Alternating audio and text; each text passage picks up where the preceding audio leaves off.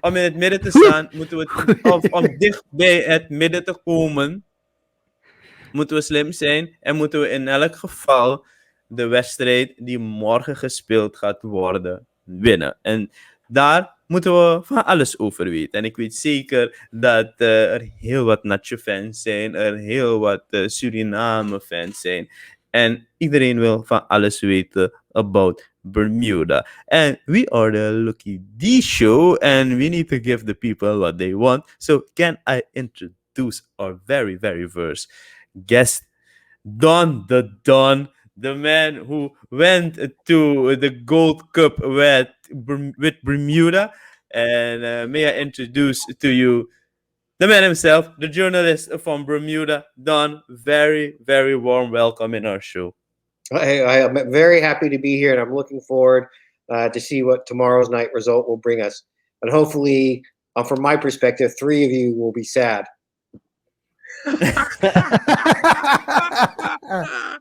So Don.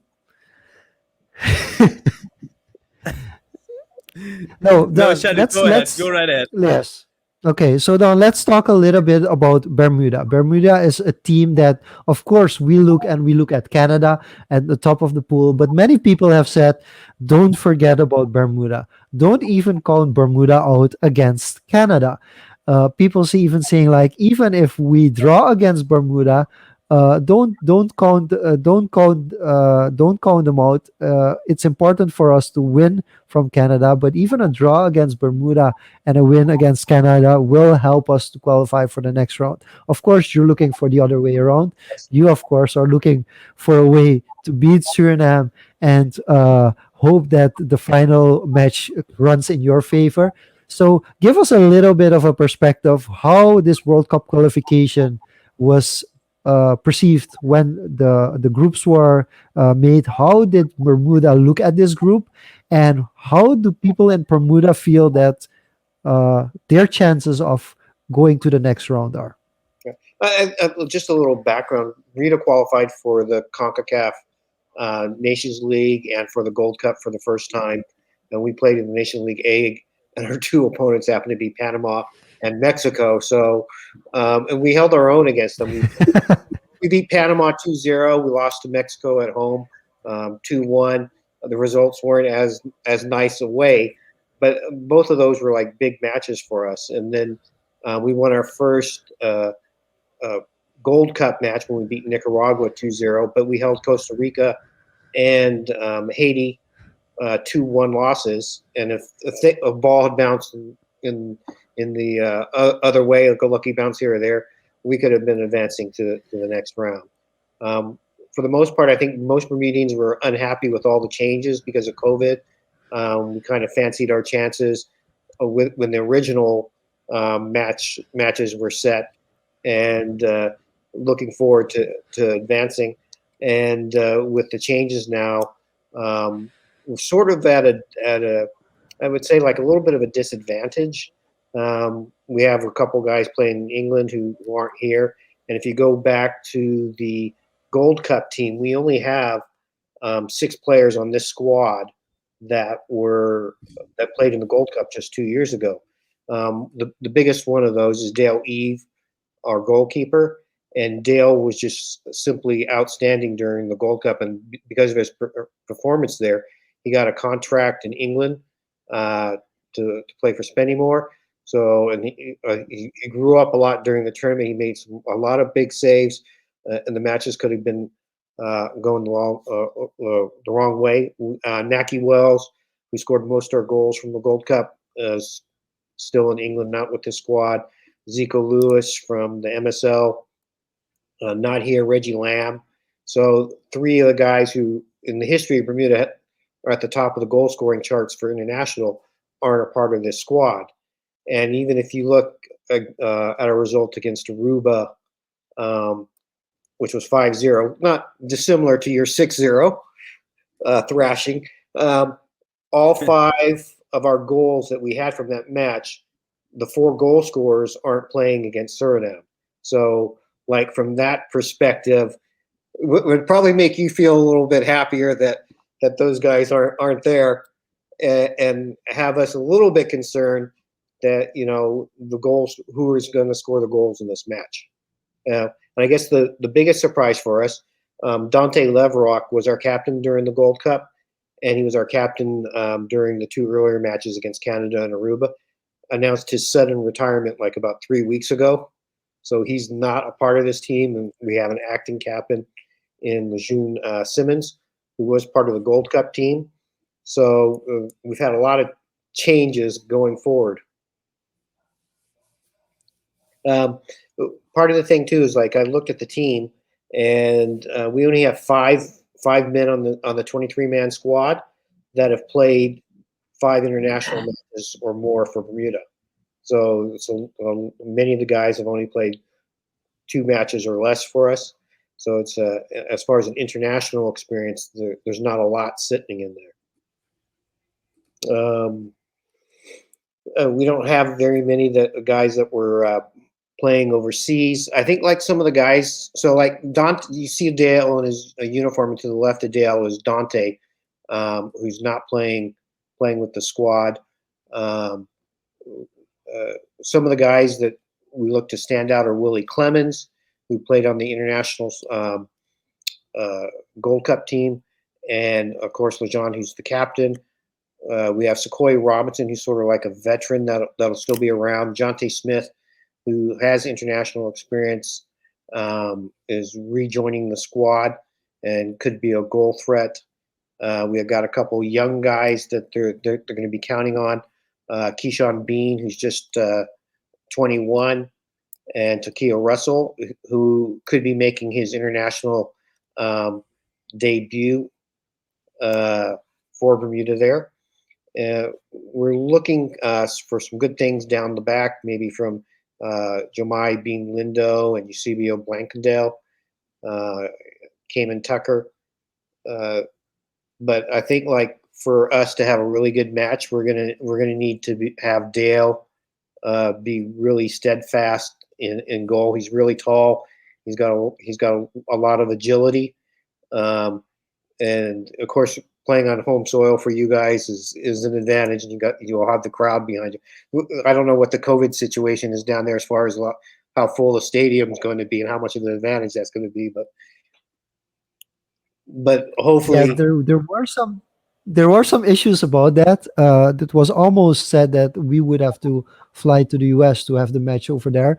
We're in a full lockdown, so actually having a big crowd in our stadium will not resonate quite as well with the local public, because we all want to be in that stadium. So if the stadium tomorrow is filled with all these politicians and all these higher up people who got invited, we as Surinamese people, we most of us won't really like it. But of course, we do want to have a full stadium, and we do have home I'm court gonna be advantage. personally very pissed if there are a lot of, and I do not know if I'm gonna be very objective, because today I did a COVID test. I'm negative, and I'm not happy at all getting that stick into my nose. Oh my So goodness. if Awful. tomorrow comes Awful.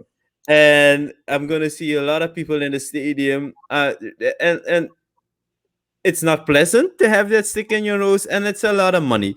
So I hope we do not have a lot of people in the stadium, because then I'm gonna be pissed, and then I didn't have to give out all those SRDs. So no, I don't think there are gonna be a lot of supporters in the stadium. So maybe that will be a bit of a, yeah, There, upside for there, Bermuda or not. maybe. there is also I'm not familiar with most of the players on the current Bermuda squad, but there's also another thing, which is that it's, how do you say, it's kunstgras, the stadium.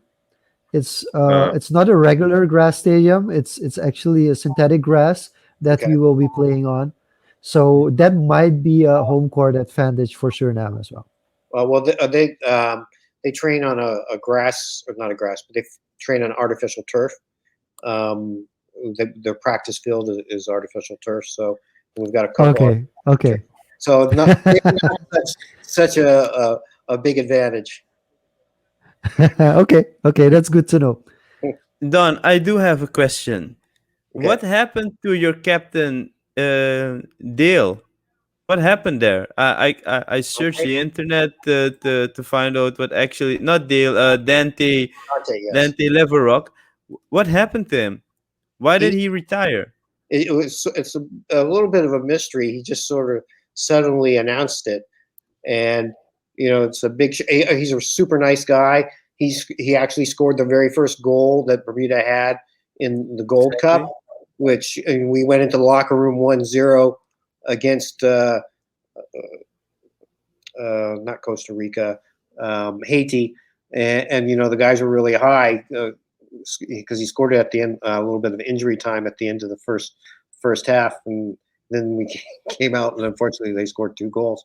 But I mean, he's well liked, and he's a big center back that controlled and dominated down in front of the goal. So he's going to be a super big miss. I saw the quotes on the internet. There were a lot of ups, there were a lot of downs. Is there something to read between the lines? Uh, Not that I'm aware of. I mean, because he had a good relationship with the coach. Um, all things come to an end and things change, and he's looking more for his own professional life outside of football. And he's a smart guy. And he came back. He got a few endorsements and things, or I don't know if it was endorsements, but he was doing a few commercials. After he came back, or announcements or PSAs, and just a well liked chap. Another guy I wanted to have some info about is Kane Critchlow, Critchlow. Critchlow, yeah, Critchlow. yeah. So there's a lot of. Um, Go Tell me ahead. about him. Yeah, I mean, Tell me there's about him. some people are tabbing him as the next big striker from Bermuda, and he's got a lot of potential.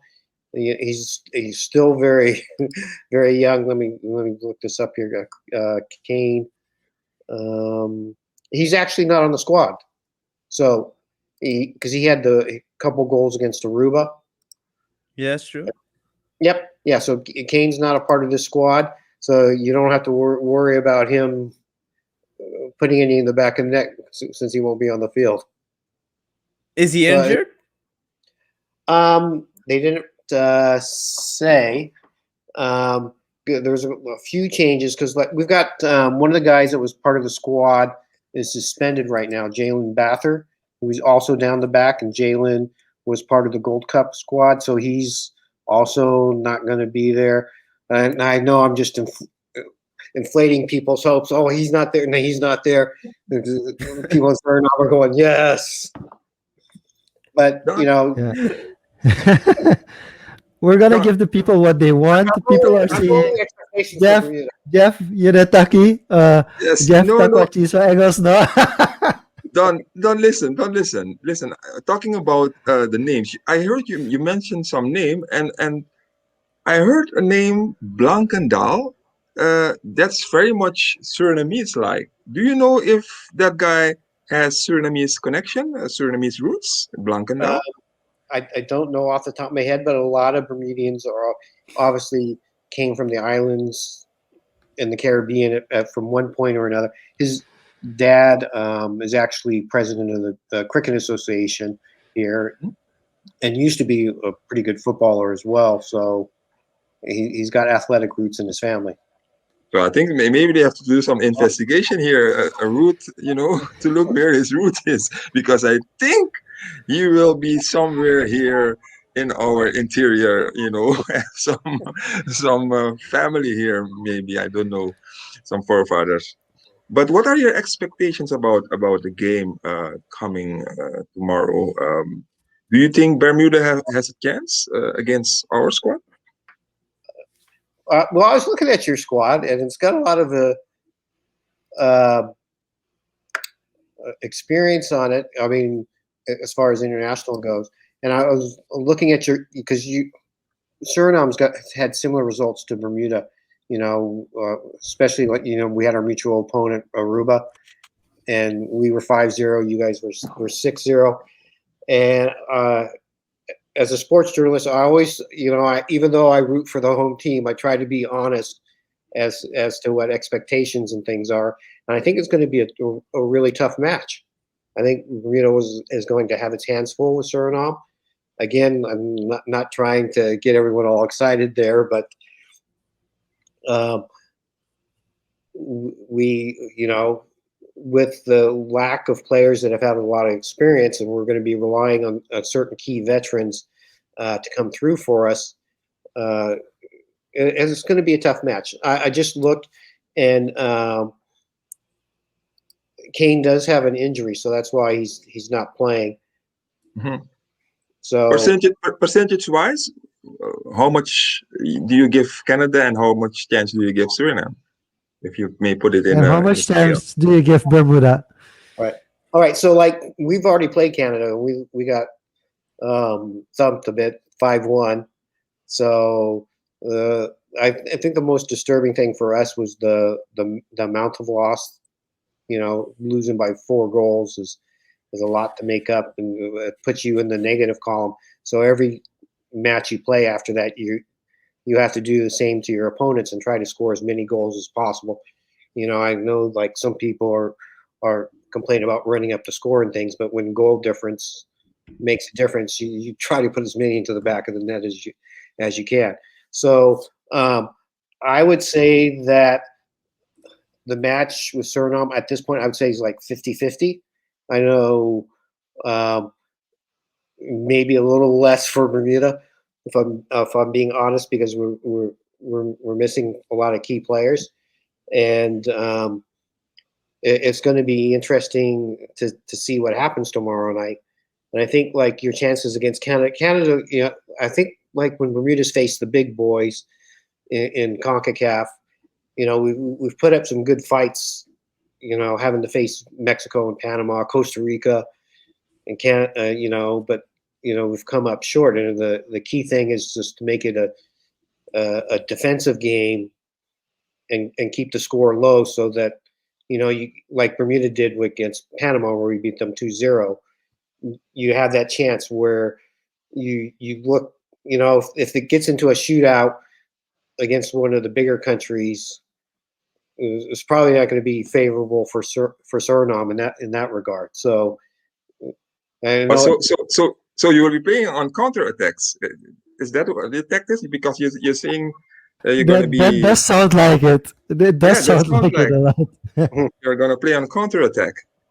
Yes, yeah. So I know, when we beat Panama, both our goals were counterattack goals at our stadium. And Panama had the better run of play against Bermuda that match, and while they were down at the Bermuda end, all of a sudden the next thing you know, the ball's up the field and Bermuda's got a goal in the back of the net.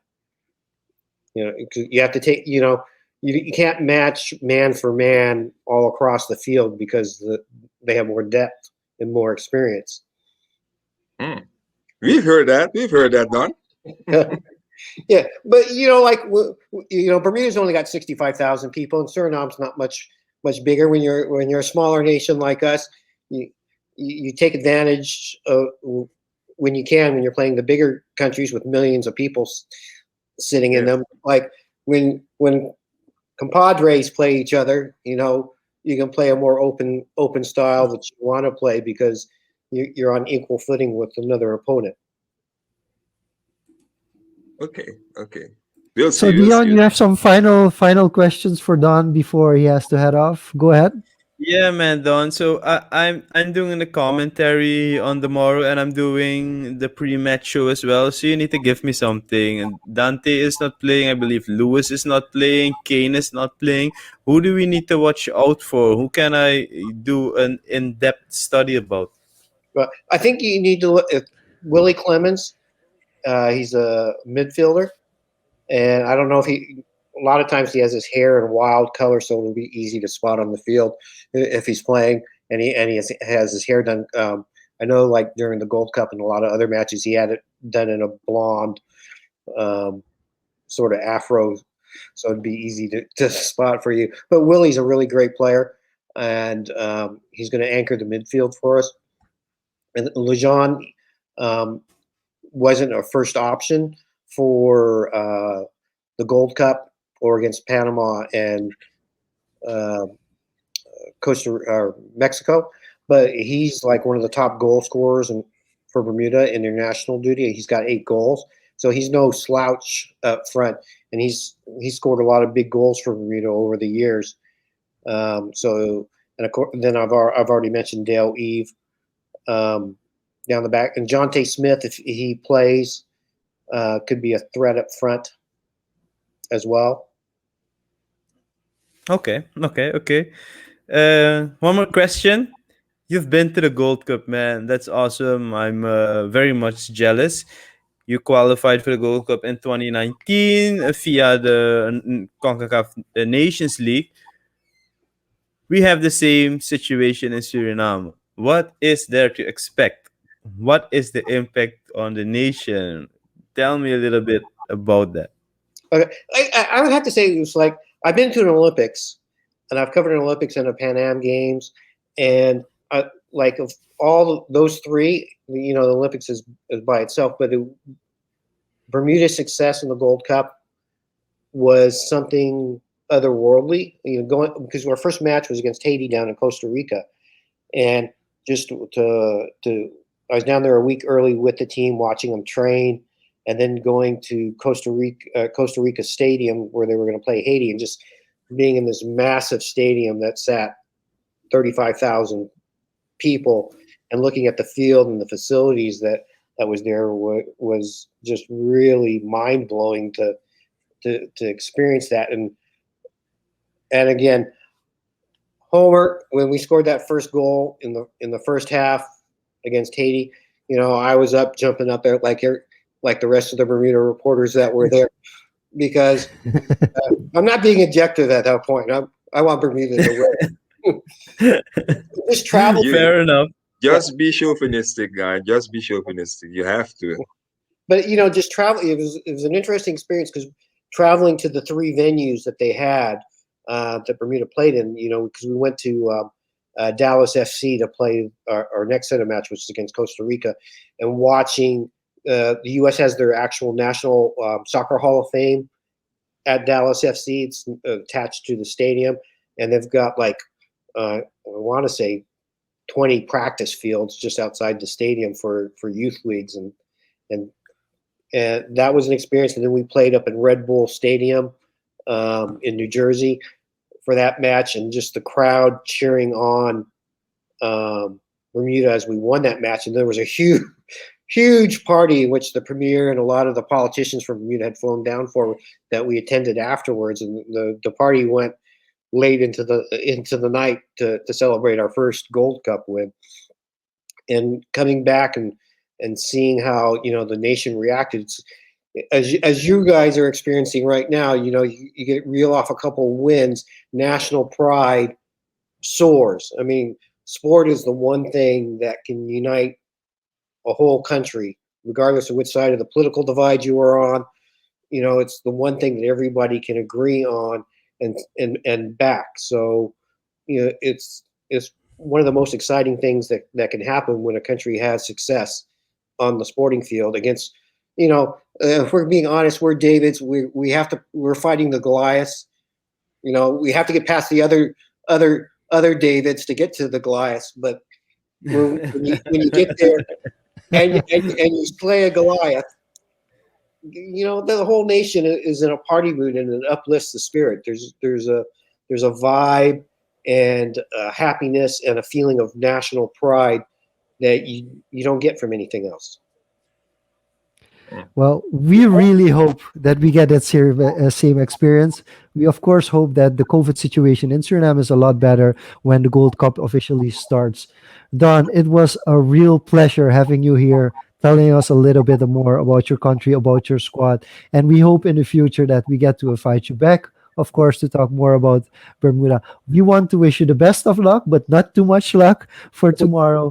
And of course, we will be in touch. And thank you for this wonderful experience and the information that you shared with us. We want to thank you for joining in to the Loeki Di Show. Right. Well, I thank you for inviting me and allowing me the privilege and the honor of being able to represent Bermuda in this small way. Okay. Thank you so much. Thank you. Bye bye, Don.